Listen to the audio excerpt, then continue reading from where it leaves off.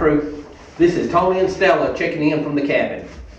Yesterday I made a short about to never ever throw these away. This is straight unscrewed off of a barbecue grill. Today I want to make you a short video and show you what I'm talking about, because you can say anything you want to online and it is what it is. But if you're going to tell people something, you should at least be able to have the ability to show them. So years ago, I was in a predicament that the gas tank, the LP tank that we had, ran out of gas, and I hadn't checked it in a while, and I literally let it get away from me. But luckily, I had a propane bottle, or a bottle like this, a barbecue grill bottle, on the barbecue grill, and it was full of gas. So let me tell you something about Southern men. My truck might be out of gas, but my barbecue grill's not. Y'all with me on that? It is what it is. So I want to take just a minute and I want to show you how to use a barbecue grill bottle and hook it up to a Vanguard heater. So that night, I literally was able to keep the house warm with my wife and the kids in the house by being able to attach a barbecue grill bottle to that Vanguard heater that was in the house. So first of all, look at this. This is the little fitting and the regulator that come off of the barbecue grill. It unscrews straight off the bottom of the grill, and this is the part that screws to the bottle. So I told you with a couple of fittings that you can adapt this barbecue grill bottle hose to a regular hose and then hook it up to the heater. So let's move the bottle out of the way. And let me show you what we've got over here. So this is a store-bought gas line, and I found it in the barn. It's not the one that we normally use, but the one we normally use is a piece of copper tubing, and I have a flaring tube. And the reason I'm not going to do that is because not everybody has a flaring tube. So let me show you that you can store buy this. And put it up for emergencies. You ain't got to have it today. This stuff don't cost very much. You buy this stuff and put it up for hard times, or just to be prepared. You never let yourself be put in a predicament that if you lose electricity, that you can't still heat your home. So this is a store-bought hose found in the barn. It's already got a little cutoff valve on it, and it turns into a flexible hose. I think this come off of a gas oven. I'm pretty sure where I got this from. All right, this end of this thing is already 3/8. It's 3/8 flared off of the heater, and you can't see the heater yet, but the heater is also 3/8 flared.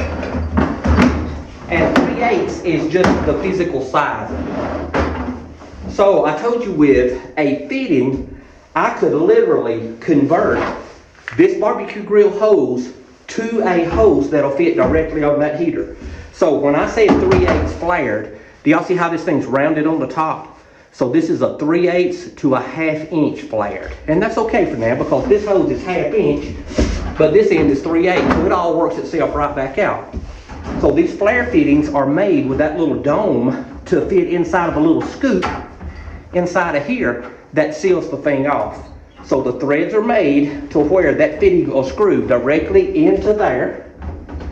That's the 1/2 inch side. And now here's the barbecue grill side. That barbecue grill fitting will screw directly up on that one little bitty fitting that I bought from the hardware store. I'm going to take, so I do this without knocking everything off the table, I'm going to take a couple of crescent wrenches and I'm going to tighten the P out of it. So the last thing you want is for LP gas to leak.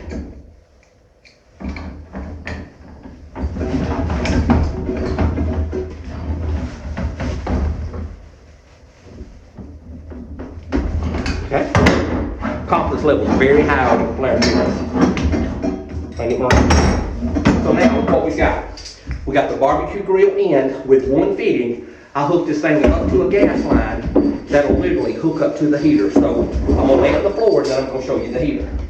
Now, y'all see that I've got that barbecue grill bottle inside of this building. Under normal circumstances, if this was gonna be for any time, I would drill a hole in the floor somewhere's over in here and run that gas line under the building and out and hook that bottle up outside. But for demonstration, I'm gonna let it sit right where it's at and show y'all. Alright, so on the other end of the heater, I already put 3/8 cutoff valve. And that thing stays on there forever. This little heater's got feet on it, and I put some treated blocks of wood under it just to get it up off of the floor a little bit. So this 3/8 end is a flare. It's a flare nut, and I'm going to attach it to this flare heater.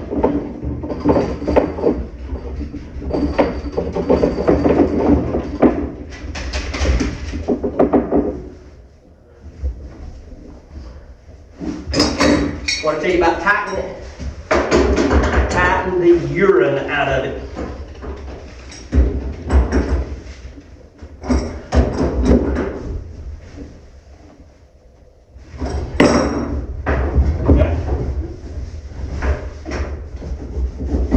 Get off of there.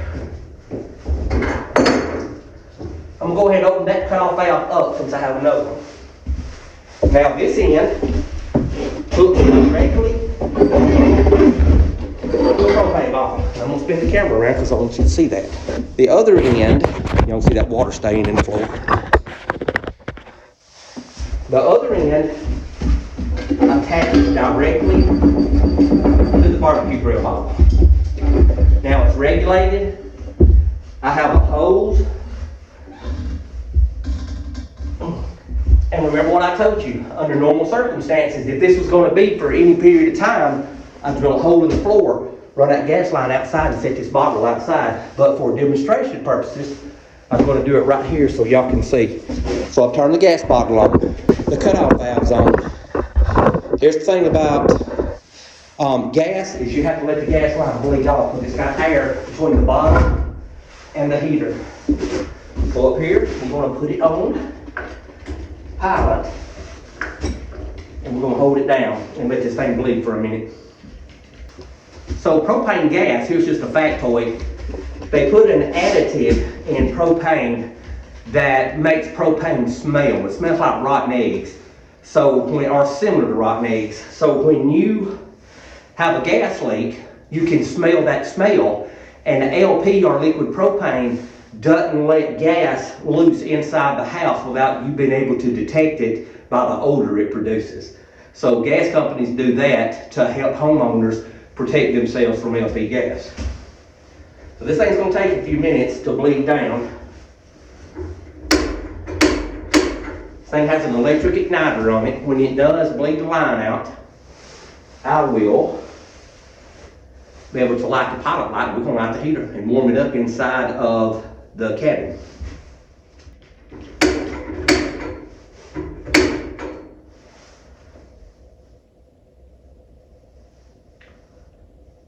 Okay, can y'all see the pilot light lit? The little blue flame down in the bottom. The longer I hold it down, the better the flame will get because it's still got a little bit of air in it and it's bleeding the line out. Okay. So how long did that take? 3 or 4 minutes? But you can see the pilot light is lit. So let's turn this bad boy on. Or off.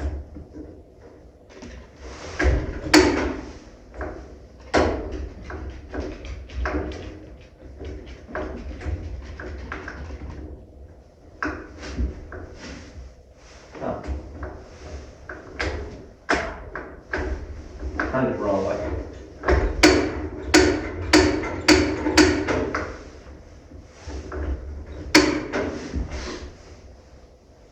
Pilot light's lit. It's crazy when you're smart enough to run a gas line and not smart enough to turn the heater on.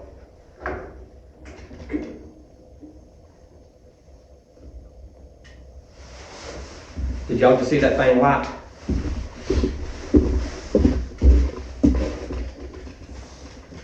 I can't stress enough that under normal circumstances, I wouldn't have that LP bottle inside this building.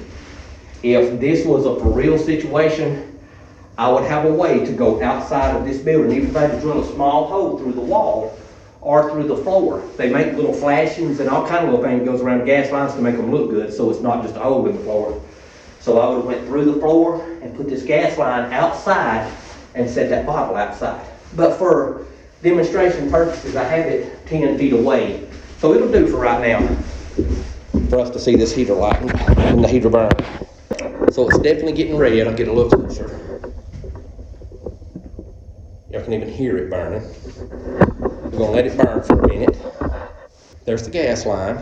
That's a store-bought gas line. The little fittings in the heater, I bought them the day I bought the heater a few years ago, and they've always been in it with the feet on it.